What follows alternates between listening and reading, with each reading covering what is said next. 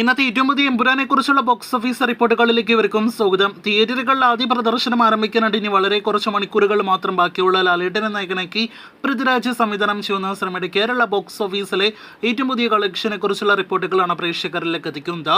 Fan show collection കൂട്ടാതെയുള്ള സിനിമയുടെ ആദ്യ ദിവസത്തെ കേരള ബോക്സ് ഓഫീസ് കളക്ഷൻ 10 കോടി കടന്ന വിവരവും അതോടൊപ്പം തന്നെ 20 കോടി രൂപയ്ക്ക് മുകളിൽ ആദ്യ 4 ദിവസത്തെ ഓപ്പണിംഗ് വീക്കെൻഡ് കളക്ഷൻ കടന്ന വിവരവും ഇന്നും ഇന്നലെയുമായിട്ട് പ്രേക്ഷകരിലേക്ക് എത്തിച്ചതാണല്ലോ. ആദ്യ ദിവസം ലിയോയുടെ കേരള കളക്ഷൻ എന്തായാലും എമ്പുരാൻ മറികടക്കുമെന്ന് നേരത്തെ തന്നെ ഉറപ്പാക്കപ്പെട്ട് കഴിഞ്ഞതാണ്.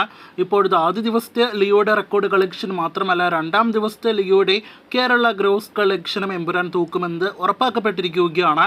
ലിയോ ആദ്യ ദിവസം കേരളത്തിൽ 12 കോടിയിലധികം കളക്ഷനാണ് നേരിടുത്തതെങ്കിൽ രണ്ടാം ദിവസം 7 കോടിയിലധികം കളക്ഷൻ നേരിടുത്തു എന്നാണ് നമ്മുടെ ഓർമ്മ.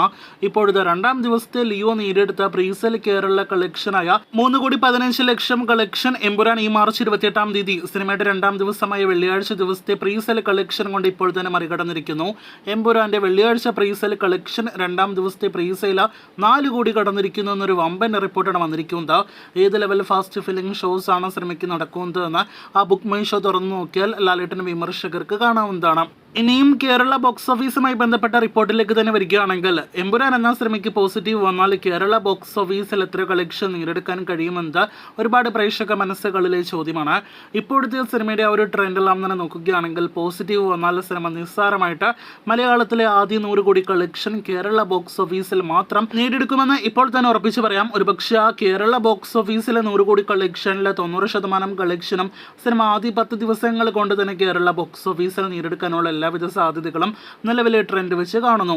ലാലേട്ടന്റെ പുലിമുരുകൻ എന്ന 2016 തിയേറ്ററുകളിലേക്ക് എത്തിയ സിനിമയായിരുന്നല്ലോ ഒരുപാട് വർഷക്കാലം ഇൻഡസ്ട്രിയുടെ സ്ഥാനം കൈകളിൽ ഏന്തി മുന്നേറിക്കൊണ്ടിരുന്നത്.